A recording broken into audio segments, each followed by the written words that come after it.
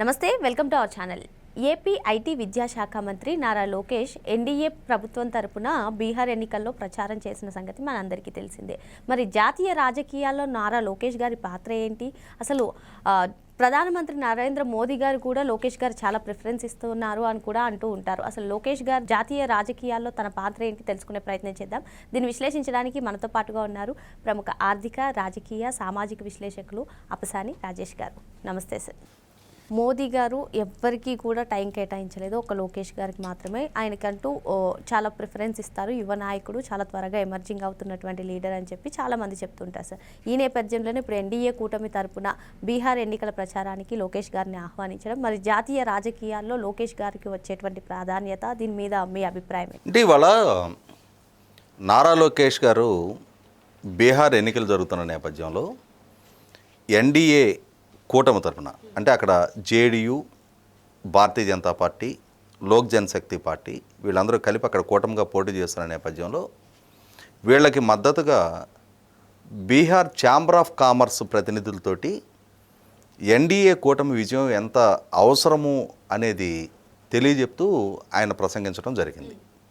అంటే ఎన్డీఏ కూటమికి మద్దతుగా ప్రచారం చేసే లక్ష్యంతో లోకేష్ను ఆహ్వానించడం జరిగింది. ఆహ్వానించి కూడా ప్రత్యేకంగా వ్యాపార, పారిశ్రామిక వర్గాలతో తనతో మాట్లాడించడం జరిగింది. బీహార్కు సంబంధించిన వ్యాపార, పారిశ్రామిక వర్గాలతోటి లోకేష్ తోటి ఎందుకు ప్రసంగింపజేశారు అనేది ఇక్కడ చాలా కీలకం.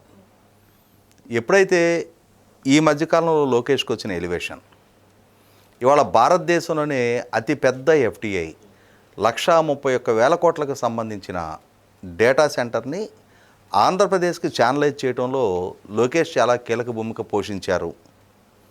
కేవలం 16 నెలల కాలంలోనే ఆంధ్రప్రదేశ్ రాష్ట్రానికి సుమారుగా 10 లక్షల కోట్ల రూపాయల పారిశ్రామిక పెట్టుబడులు రప్పించడంలో లోకేష్ చాలా కీలక భూమిక పోషించారు. వివిధ దేశాల్లో తాను పర్యటిస్తూ వివిధ రాష్ట్రాలకి కంట్లో నలుసుగా లోకేష్ మారుతున్నారు. ఎందుకంటే ఇవాళ భారతదేశంలోకి ఏదైనా ఒక పెట్టుబడి వస్తుంది, అది అంతర్గతంగా భారతదేశపు లోపల నుంచి వస్తున్న పారిశ్రామిక పెట్టుబడి కావచ్చు, లేదు విదేశాల నుంచి వచ్చే పెట్టుబడి కావచ్చు. భారతదేశంలోకి ఏదైనా ఒక పెట్టుబడి వస్తుంది అనుకున్నప్పుడు వివిధ రాష్ట్రాల మధ్య ఆ పెట్టుబడులను ఆకర్షించడానికి ఒక ఆరోగ్యకర పోటీ నడుస్తుంది. అలా నడిచినప్పుడు వివిధ రాష్ట్రాలు తమ ప్రతిపాదనలతో ఆ పారిశ్రామిక సంస్థలను అప్రోచ్ అవుతాయి. అలా అప్రోచ్ అయిన పారిశ్రామిక సంస్థలు అల్టిమేట్గా తమ వద్దకు వచ్చిన వివిధ రాష్ట్రాల ప్రతిపాదనలన్నింటినీ చూసిన తర్వాత ఏ రాష్ట్రంలో అయితే తమ పెట్టుబడులు పెట్టుకోవడానికి ఎక్కువగా ఆస్కారం ఉంటుంది అని చెప్పని తాము భావిస్తే ఆ రాష్ట్రాన్ని చూజ్ చేసుకుంటాయి.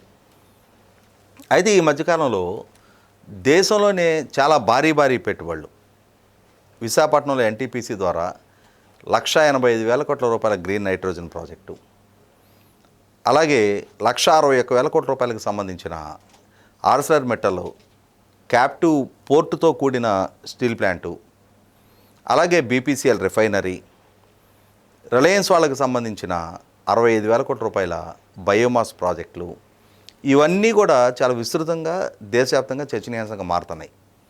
వీటికి అదనంగా 131,000 కోట్ల రూపాయల $15 బిలియన్ సంబంధించిన Google data centre and largest artificial intelligence కేంద్రం విశాఖపట్నంలో గూగుల్ ద్వారా ఎస్టాబ్లిష్ చేయబోతుంది అన్న వార్త దేశాన్ని, ప్రపంచాన్ని కూడా విశాఖపట్నం వైపు, నారా లోకేష్ వైపు ఒక్కసారి తరచి ఎవరి నారా లోకేష్, ఎక్కడి విశాఖపట్నం అని చెప్పని చర్చనీయాంశంగా చేసినాయి. ఈ నేపథ్యంలో లోకేష్కి ఒక గ్లామరు ఎస్టాబ్లిష్ అయింది. చంద్రబాబు నాయుడు గారికి గతం నుంచి కూడా రిఫార్మర్గా, పెట్టుబడులను రప్పించగలిగేవాడిగా, ఉపాధి కల్పన చేయగలిగేవాడిగా, గొప్ప పాలనా సంస్కరణవాదిగా ఆయన గొప్ప పేరుంది.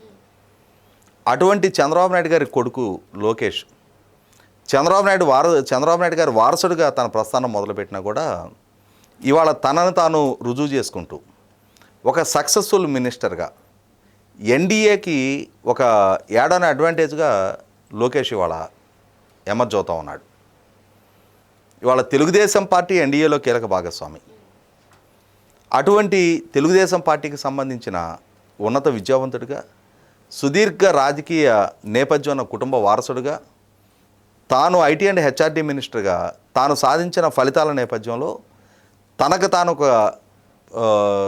ఒక క్రెడిబిలిటీ వాళ్ళ దేశవ్యాప్తంగా సంపాదించుకున్న నేపథ్యంలో బీహార్ ఎన్నికల ప్రచారంలో లోకేష్ని ఎన్డీఏ భాగస్వామ్య పక్షాల తరపున ప్రచారానికి ఆహ్వానించారు. ఎందుకంటే తను హైదరాబాద్లో పుట్టి పెరిగాడు, మంచి ఫ్లూయెంట్ హిందీ మాట్లాడగలుగుతాడు, స్టాన్ఫోర్డ్ లాంటి ప్రపంచ ప్రఖ్యాతిగాంచిన యూనివర్సిటీలో చదువుకొని వచ్చాడు, ఫ్లూయెంట్ ఇంగ్లీష్ మాట్లాడగలుగుతాడు, జాతీయ మీడియాని చాలా ఎఫిషియెంట్గా హ్యాండిల్ చేస్తూ ఉన్నాడు.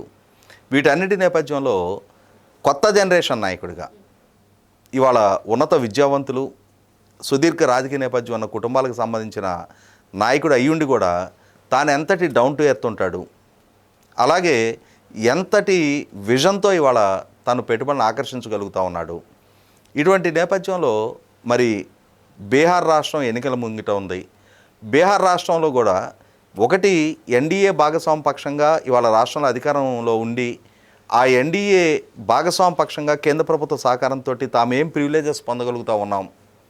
ఇవాళ ఆల్రెడీ బీహార్లో ఎన్డీఏ భాగస్వామ్య పక్షం అధికారంలో ఉండటం వల్ల అదే పార్టీ రేపు ఎన్నికల్లో నెగ్గితే కేంద్ర ప్రభుత్వ సహకారం మరింత విస్తృతంగా బీహార్కి ఏ విధంగా అందగలుగుతుంది అనే అంశాన్ని కూడా విడమర్చి చెప్పటం, వీటన్నిటి నేపథ్యంలో లోకేష్ను ఆహ్వానించడం జరిగింది. అయితే ఇక్కడ తెలుగుదేశం లాంటి ఒక ప్రాంతీయ పార్టీకి సంబంధించి ఒక రాష్ట్రంలో మంత్రిగా ఉన్న లోకేష్ని ఒక స్టార్ క్యాంపెయినర్గా బీహార్ రాష్ట్రానికి ఎందుకు పిలిచారు అని అంటే ఇక్కడ గమనించుకోవాల్సింది తెలుగుదేశం పార్టీ ప్రస్థానాన్ని ఇక్కడ తప్పనిసరిగా చెప్పుకొని తీరాలి. ఒక రాష్ట్రానికి సంబంధించిన ప్రాంతీయ పార్టీగా తెలుగుదేశం పార్టీ ప్రస్థానం మొదలైనా కూడా జాతీయ రాజకీయాల్లో తెలుగుదేశం పార్టీ మొదటి నుంచి కూడా తనదైన ముద్రేస్తూ వచ్చింది. ఎన్టీ రామారావు గారి హయాం నుంచి కూడా 1984లో తెలుగుదేశం పార్టీ ఆవిర్భావం తర్వాత ఎదుర్కొన్న మొట్టమొదటి పార్లమెంట్ ఎన్నికల్లో 1984 అక్టోబర్ 31 ప్రధానమంత్రి హోదాలో ఉన్న ఇందిరాగాంధీ గారిని ఆమె అంగరక్షకులే కాల్చి చంపారు, హత్యగా పంపబడ్డారు. అటువంటి పరిస్థితిలో కాంగ్రెస్ పార్టీకి దేశవ్యాప్తంగా కూడా, ఎందుకంటే అక్టోబర్ 31 ఇందిరాగాంధీ గారి హత్య జరిగితే డిసెంబర్ 27 కేవలం నెల 27 రోజుల్లో పార్లమెంట్ ఎన్నికలు జరిగినాయి. అంటే ఎన్నికల ముంగిట ఇందిరాగాంధీ గారు హత్యగా పంపబడ్డారు. దాంతో కాంగ్రెస్ పార్టీకి దేశవ్యాప్తంగా సానుభూతి వెల్లువ 543 స్థానాలు ఉన్న లోక్సభలో 400 పైగా స్థానాలు కాంగ్రెస్ పార్టీకి దక్కినాయి. నాడు భారతీయ జనతా పార్టీ లాంటి పార్టీ కేవలం 2 స్థానాలకు పరిమితమైంది దేశవ్యాప్తంగా. అటువంటి స్థితిలో కూడా ఎన్టీ రామారావు గారి నాయకత్వంలో ఉన్న తెలుగుదేశం పార్టీ, తెలుగుదేశం కమ్యూనిస్ట్ పార్టీలు అంటే ఉభయ కమ్యూనిస్ట్ పార్టీలు సిపిఎం, సిపిఐ, జనతా పార్టీ, భారతీయ జనతా పార్టీ కలిపి అలయన్స్గా ఆంధ్రప్రదేశ్లో పోటీ చేశారు. 42 స్థానాలు ఉన్న ఆంధ్రప్రదేశ్ రాష్ట్రంలో 35 స్థానాలు ఈ కూటమి గెలుచుకోగలిగింది. అంటే ఇందిరాగాంధీ గారి హత్య తాలూకు సానుభూతిని కూడా అధిగమించి ఎన్టీ రామారావు గారి నాయకత్వంలో ఉన్న తెలుగుదేశం కూటమి ఆంధ్రప్రదేశ్లో 30 స్థానాలు నెగ్గింది. భారతీయ జనతా పార్టీకి దేశవ్యాప్తంగా 2 స్థానాలు దక్కితే అందులో ఒకటి ఆంధ్రప్రదేశ్ రాష్ట్రంలో, అంటే నాడు ఆంధ్రప్రదేశ్ రాష్ట్రంలో హనుమకొండ నుంచి బీజేపీ అభ్యర్థి జంగారెడ్డి గారు నెగ్గారు. అటువంటి స్థితిలో తెలుగుదేశం పార్టీ తాను ఒక్కటే 30 స్థానాలు దక్కించుకొని పార్లమెంటులో 400 పైగా స్థానాలతో విజయం సాధించిన కాంగ్రెస్ పార్టీకి ప్రధాన ప్రతిపక్షంగా, అంటే ప్రతిపక్ష హోదా దక్కాలి అని అంటే 1/10 షేర్ ఆఫ్ ది హౌస్ రావాలి. 30 స్థానాలు వచ్చినాయి కాబట్టి ప్రధాన ప్రతిపక్ష హోదా ఇవ్వకపోయినా ప్రధాన ప్రతిపక్ష గ్రూపుగా గుర్తించారు. అంటే ఒక ప్రాంతీయ పార్టీ పార్లమెంటులో ప్రతిపక్ష పాత్ర పోషించింది 1984 ఎన్నికల్లో. అంతకి నాటి నుంచి కూడా జాతీయ రాజకీయాల్లో ఈ 1984 ఇందిరాగాంధీ గారి హత్య జరగటానికంటే ముందు కూడా 1983లో ఎన్టీ రామారావు గారు ఆంధ్రప్రదేశ్ రాష్ట్ర ముఖ్యమంత్రిగా బాధ్యతలు చేపట్టిన తర్వాత ఆ రోజుల్లో అస్సాంలో అసెంబ్లీ ఎన్నికలు జరిగినాయి.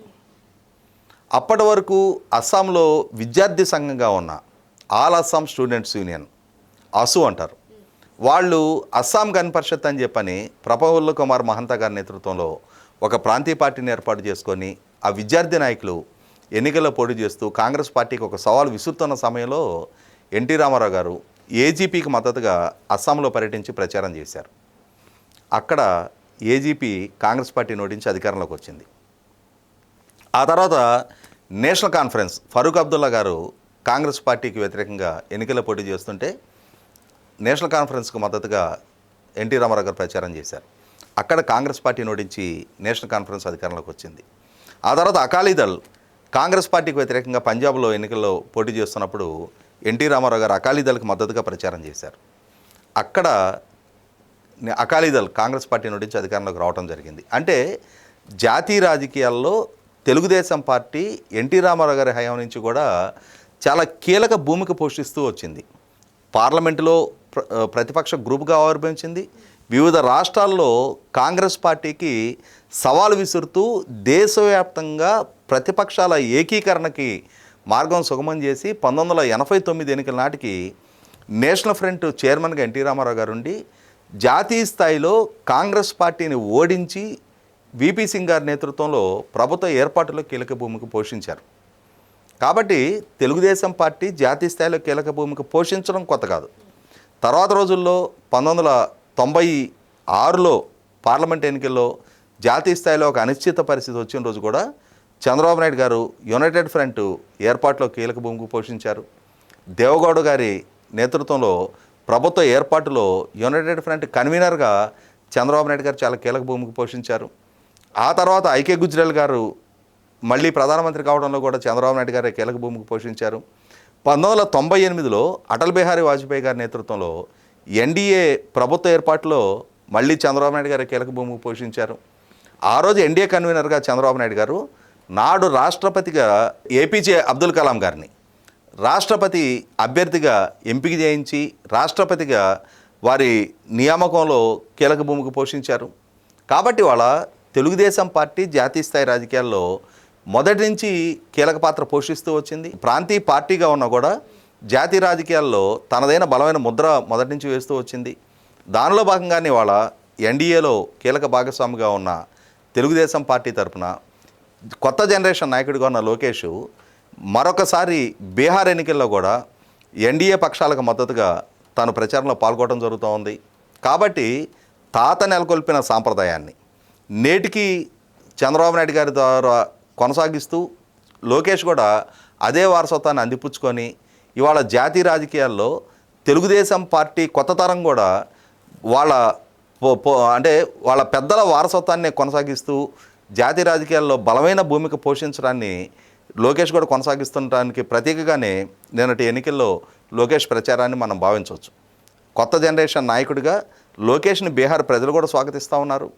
తాను ప్రోగ్రెసివ్గా ఒక్క ఛాన్స్ పేరిట తాము ఎలా మోసపోయింది అన్న అంశాన్ని విడమర్చి చెప్తూ మళ్ళీ కంటిన్యూటీ అంటే ప్రభుత్వాన్ని కొనసాగించిన పక్షంలో ఉండే అడ్వాంటేజెస్ గురించి గుజరాత్, ఒరిస్సా రాష్ట్రాల్లో అవే ప్రభుత్వాలు కొనసాగటం వల్ల అక్కడ సమర్థవంతమైన పాలసీస్ని వాళ్ళు ఇంప్లిమెంట్ చేయగలిగిన తీరుని విడమర్చి చెప్తా మరొకసారి నితీష్ కుమార్ గారి నాయకత్వంలో ఉన్న ప్రభుత్వాన్ని ఎంపిక చేసుకున్నప్పుడు ఇవాళ ఎన్డీఏలో ఉన్న అడ్వాంటేజ్ దృష్ట్యా నరేంద్ర మోడీ గారి సహకారం కూడా బీహార్కి అందుతున్న దృష్ట్యా ఇవాళ డబుల్ ఇంజిన్ సర్కార్ కేంద్రంలో రాష్ట్రంలో ఒకే కూటమి ప్రభుత్వాలు కొనసాగటం వల్ల తాము ఎలా లబ్ధి పొందుతున్నది, బీహార్కి కూడా ఎలా లబ్ధి చేకూరడానికి ఆస్కారం ఉన్నది అన్న అంశాన్ని కూడా విడమర్చి చెప్తా చేసిన ప్రసంగం 100% బీహార్ ఎన్నికలలో ఎంతో కొంత ఇంపాక్ట్ చూపడానికి కీలకంగా ఉపయోగపడుతుంది అనేది వాస్తవం. మరో అంశంతో మళ్ళీ కలుద్దాం. Thank you sir.